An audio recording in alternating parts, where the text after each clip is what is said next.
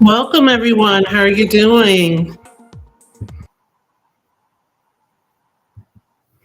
Welcome to today's installment of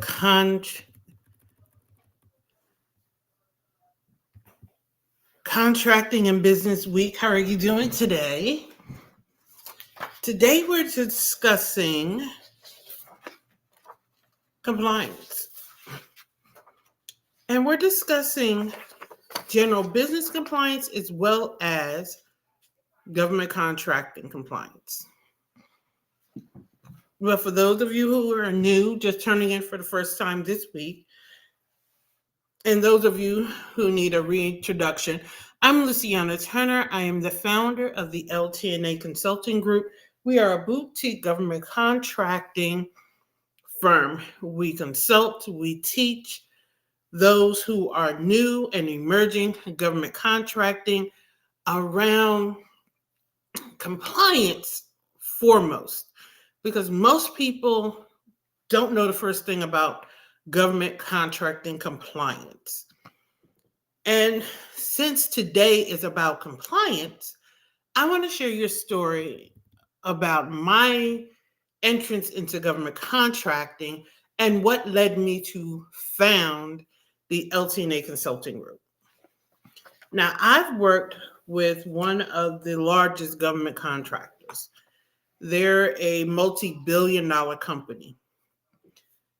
And in my tenure in government contracting, I was a compliance analyst, compliance specialist.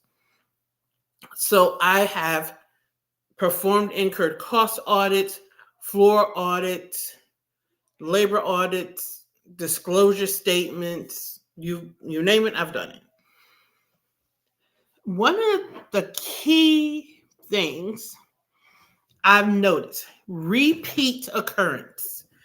It became predictable. It was to the point that DCAA, and for those of you who don't know who they are, that is Defense Contract Audit Agency. They are the ones who audit contracts covered by FAR. And if you're looking to work with the Department of Defense, you need to know who they are. They're the ones who issue, or you're assigned to one of their audit offices according to the cage code that you're issued when you're registered in SAMS. That is the purpose of your cage code. And that's the first thing they ask you when you hit the tripwire in contracts. Someone will reach out to you. They're going to ask for your cage code, and they're going to assign you to a DCAA office based upon your cage code. Nevertheless, the one thing that kept tripping up, one thing that kept coming up, it became routine. It became an old hat. There was an issue with, and the company I worked for bought smaller companies. Keep that in mind. There was a problem with our subcontractor files. You know, the smaller companies worked with other small companies, and those audits, those files were always incomplete. Improper records kept. And a lot of the records that were kept were incomplete. So during the incurred cost submission, you submit the submission, the government audits the submission. And the incurred cost is just that. It's a report of your costs that you accumulated throughout the year that you submit to the government per project on the bill level by the end. It's 6 months after the close of your books. And listen to how I say that, because every business does not run off of a calendar year. Hey, Vaughn, how are you doing? So because every company doesn't run off a calendar year, it's 6 months after the close of your books, or whatever, however you close your books. So anyway, we're doing the audit of the submission. I reach out to the company for the completed records. Look, we're missing XYZ documents. Can you give it to me? And I keep hearing, I don't have it. Okay. Why don't you have it? And I kept hearing, I didn't know I was supposed to keep it. Rule number one in government contracting, you have to be aware of FAR. If you're working with Department of Defense, any contract, DFAR, and any other agency specific compliance requirements. Not knowing does not excuse you from not having the records. I'm going to say that again. You know, that rule, that phrase, ignorance of the law is not an excuse for breaking the law. Same thing. You have to be aware of FAR. You have to be aware of DFARs. You have to be aware of whatever agency-specific compliance requirements. So if you're working with the Department of Energy, what are energy rules? What are their requirements? If you are performing finance work for the government, what are the financial regulations? If you are a notary and you're performing notary work, what are the rules surrounding notaries and the work that you what are the rules governing the contract? What are the rules governing your industry? And what are the rules governing government contracts? Period. In the discussion. You are required to know and understand these rules because you decided that you wanted to go after, pursue these contracts. You decided that you wanted to open your business. What are the IRS rules since we're talking about business compliance?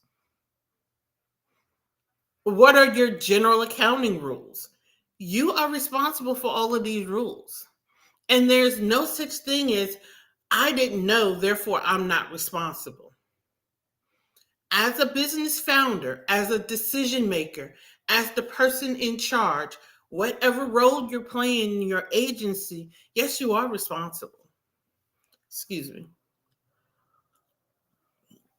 If you follow me for any length of time, you know I drink coffee or water in the middle of my presentation. That's just the way I am.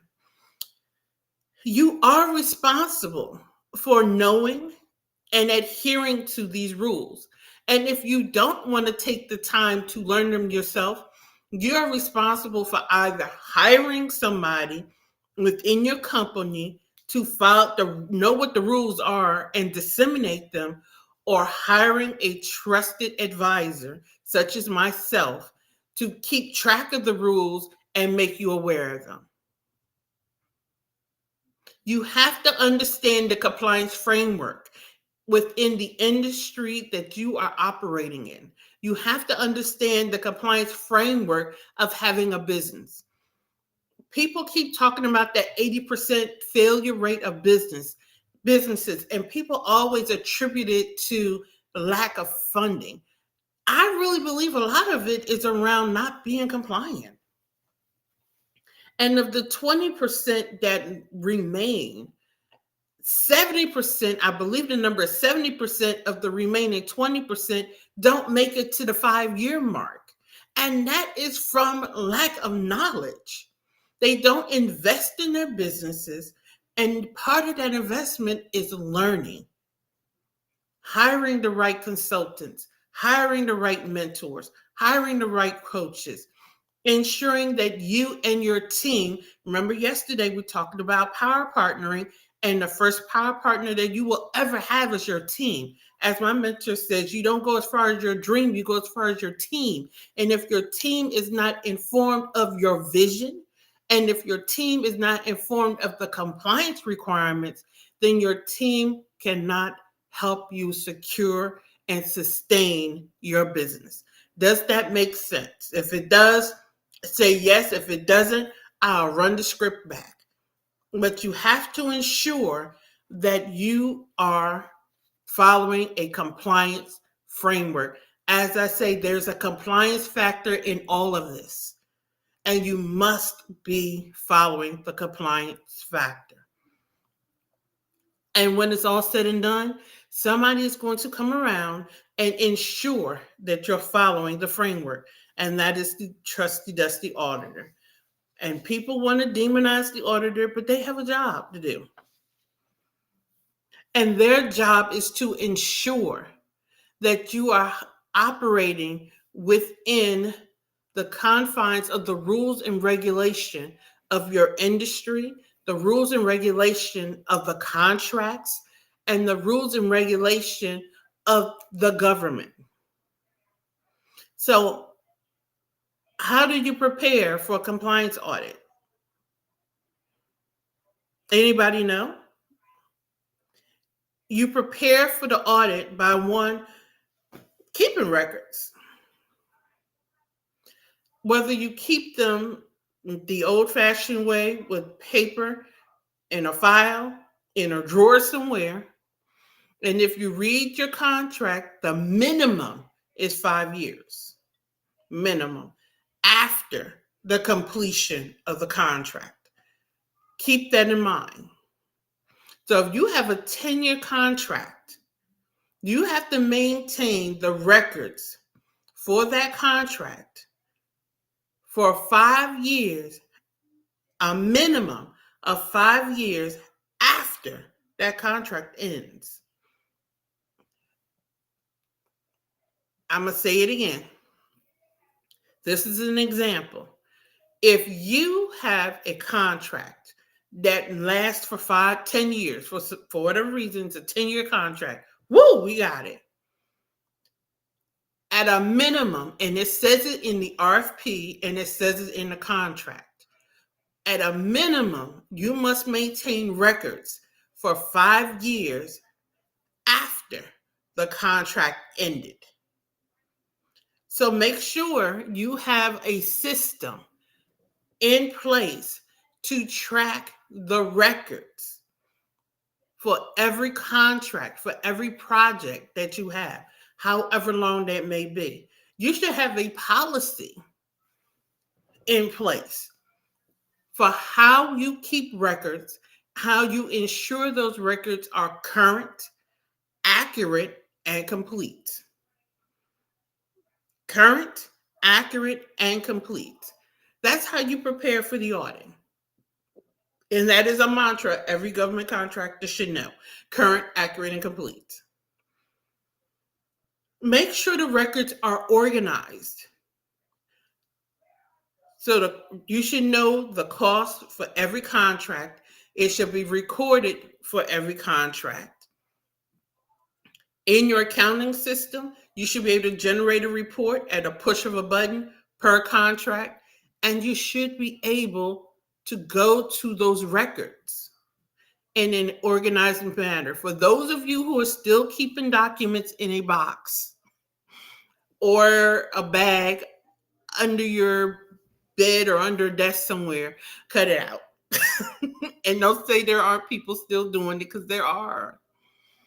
For those of you, and I'm going to say this, for those of you who are still commingling funds, you're using your company and you're still paying your personal bills out of your company bank accounts. Stop it.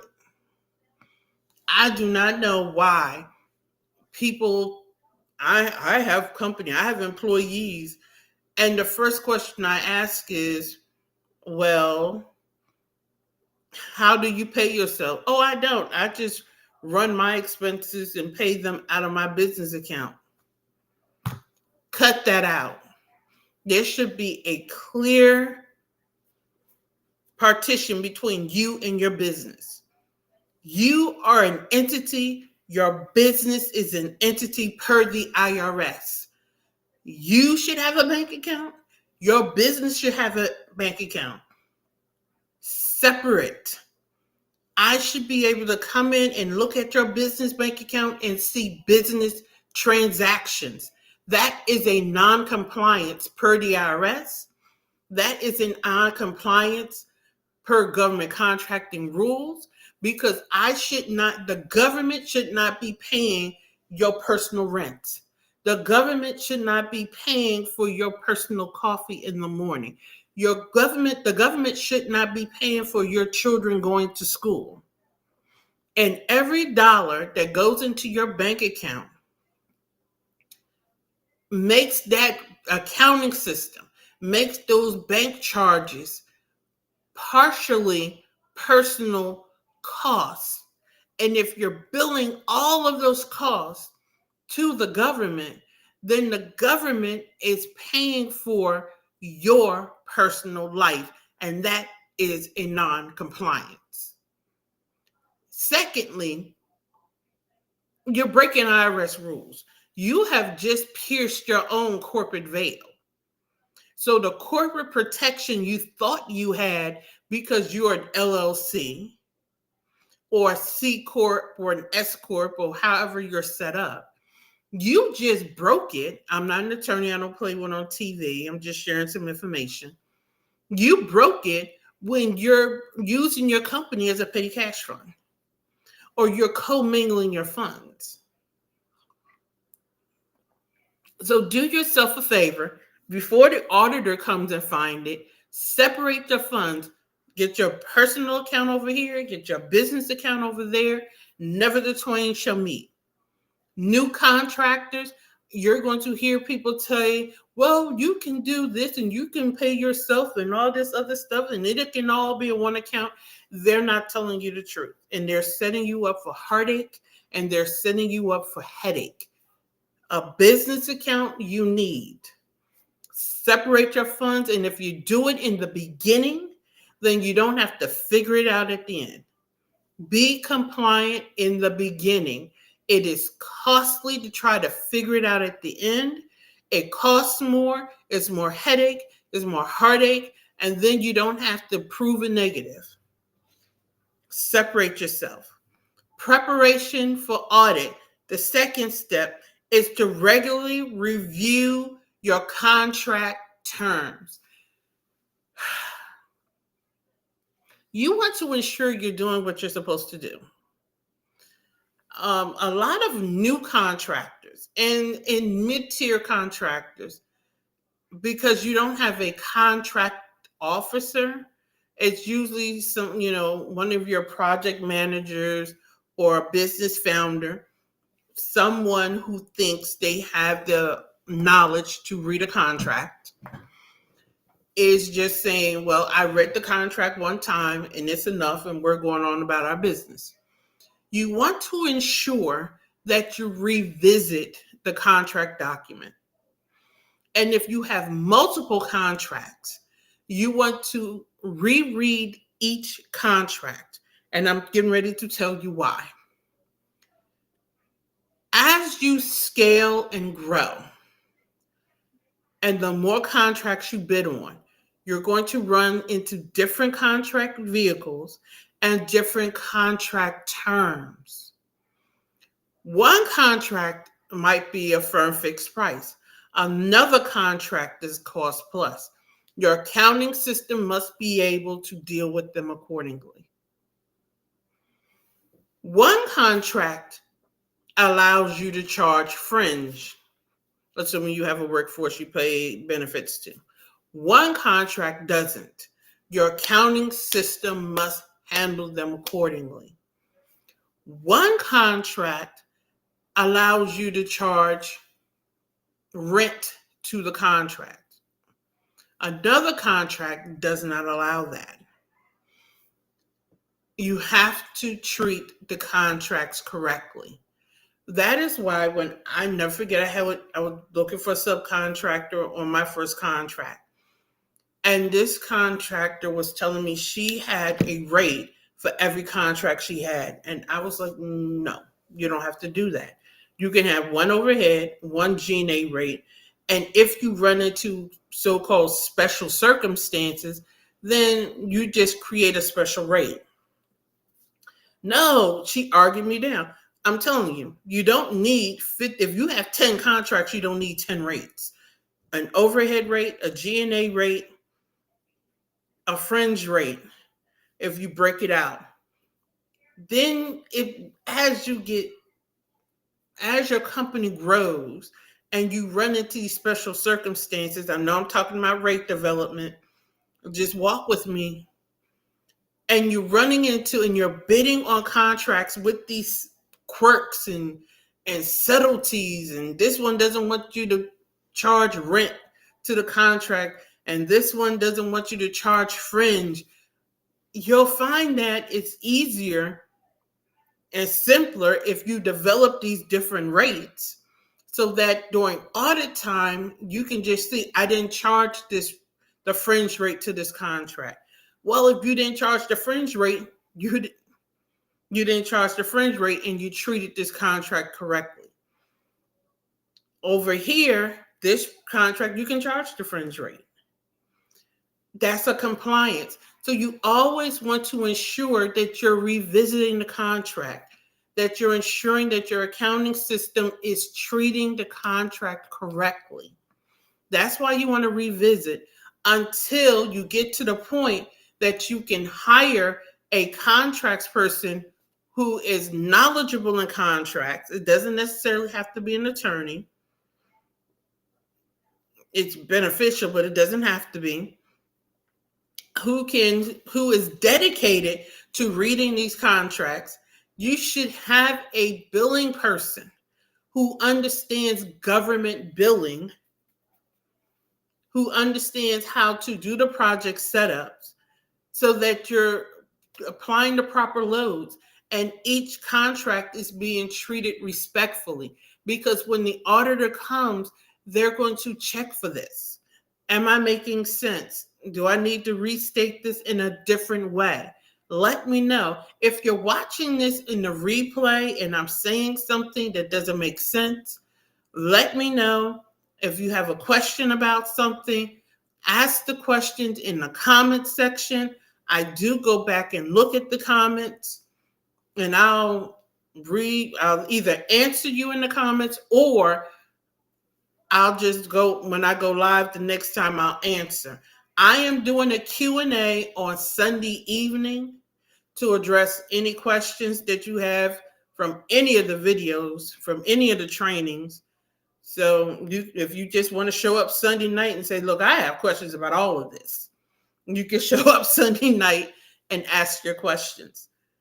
So another step to ensuring proper compliance, business compliance, government contracting compliance, is you want to do a yearly review with your team. Don't assume your team knows. The worst thing you can do is assume something somebody else knows. You want to stay knowledgeable as a business decision maker. You want to stay knowledgeable as a project manager, and you want to ensure your team stays knowledgeable. You want to host yearly trainings. You should have a policy around this. Your policy at minimum could say that there's a yearly training around timesheets. There's a yearly training around appropriately around billing and accounting appropriately. You want to ensure that your staff stays current. You can send someone to do a training. My company hosts trainings all the time, and then have that person who goes to the training come back and brief the team. But you want to ensure that your company and your employees stay current and stay knowledgeable about what is currently going on. There are some new updates as far as FAR and CAS is concerned.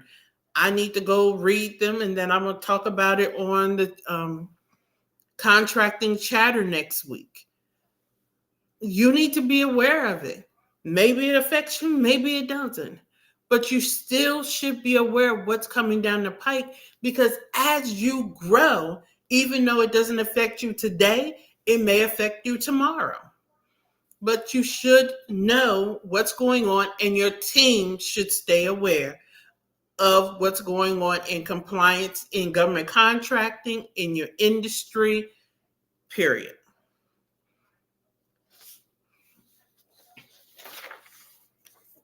You also want to make sure you have a yearly ethics training. Transparency, integrity, accountability. We talked about this in my Contracting a Business Week last year. An ethics policy. Ethics and compliance are not the same thing. Ethics is how you conduct business. Compliance are the rules in which you conduct business by. You want to ensure that you have an ethics policy. You want to ensure that you are teaching and training your companies, your employees, your interns, whatever they are, about your ethic policies, because how you show up and how you conduct business says a lot about you. An ethics violation says a lot about you and follows you. Here's a tip and here's a trick. I know there's a whole lot of people running around saying you don't ever need to hire people. Everybody can be 1099. I do know that there's this move towards a fractured workforce. You know, we don't ever hire anybody full time. We can just bring in temporary people.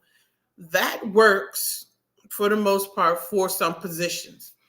I'm a compliance officer. Most companies do not need a full-time government compliance person. So you would hire me on an interim basis, or you would enter a contract with me on an interim basis to provide that compliance support that you need, but you don't need it on a full time. I believe that's what they're calling fractional. That's good. And that will work for a lot of people, for a lot of companies, for a length of time. There comes a point where you have to sit down and conduct the Department of Labor test. And you have to conduct an internal needs test. Now, I may step on some toes with this statement. And you have to say, does your need dictate a full-time person? Now, people are in love with fractional right now until you need a person and they're not there. Smaller companies can get away with fractional. Mid-sized company can get away with fractional. Larger companies, or you're in this stage where you need to put your hand on that person right then and there, don't forget, when they're fractional, they're not dedicated to just you.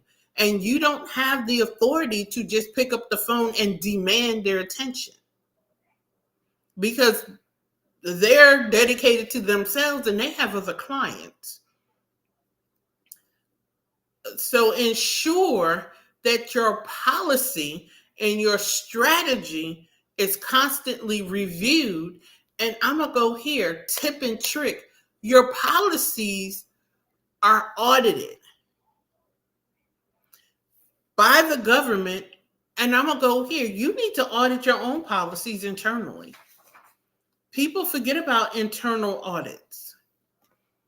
Do your policies, do your procedures still make sense for how you're conducting business today? Everybody is, let me back up to come forward. People are trend adopting. The latest trend is this, and people don't want to be left behind, so they're adopting trends without performing analysis. So when you're adopting trends or changing your workflows, did you perform an internal audit to ensure that that trend is not going to disrupt in a negative way your systems and your processes, and will not disrupt in a negative way your contracts. Keep all of this in mind. When doing policy updates, when noticing trends, because every new trend isn't a good trend, or every new trend isn't a fit for your company. Sometimes tried and true is the best way for you, but you don't know until you perform an internal audit to ensure that it's compliant with your business. You see where I'm going? But I want to pick the story back up of when I was working in corporate. So I'm doing this incurred cost audit. And we have all of these incomplete records from where we had bought several companies and we were handling their audit of their records. And I'm calling all of these smaller companies who were asking them for their records. And it was constantly, I didn't know, I don't have it, nobody told me. One of the key to, and I said it earlier and I'm going to say it again and I will say it. And if you're tired of hearing it, then you're tired of being compliant and you want to give the government back money.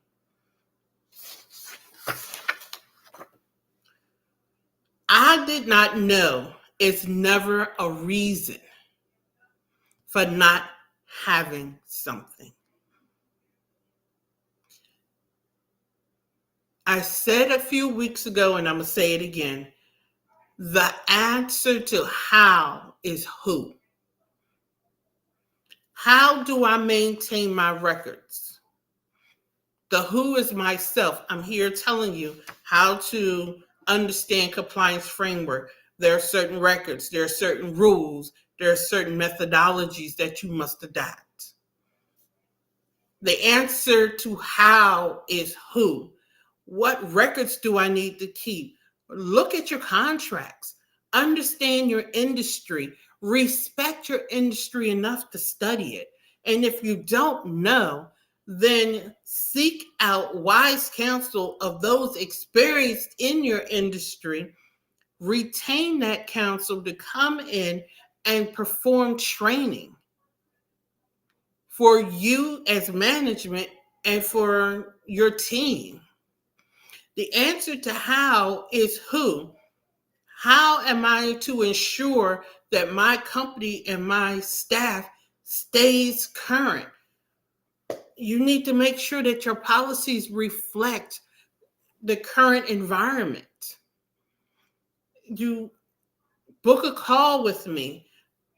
Retain my services, LT&A CG. We will help you draft your policies to make sure that they are compliant with current industry standards.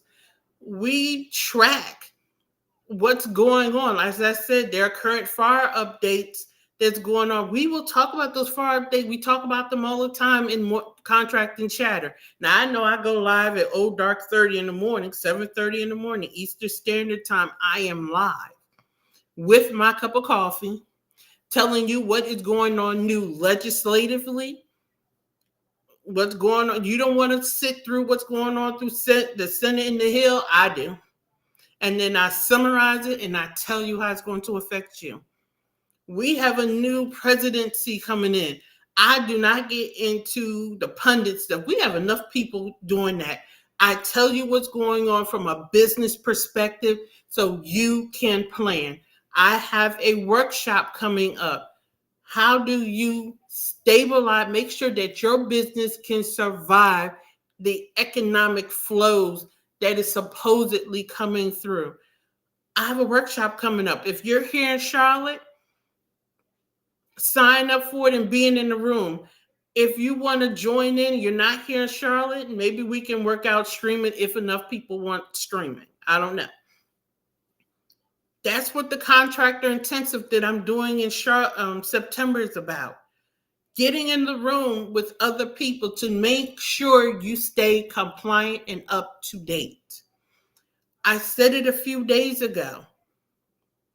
All of this, Power partnering, understanding this agency I want to work with, they buy my services, holding those conversations, knowing how to hold those conversations so that it's not a non-compliant for you and you inadvertently get blackballed, and then you drag these people before the procurement board through in Congress and Senate trying to explain why did they have a conversation they weren't supposed to be having.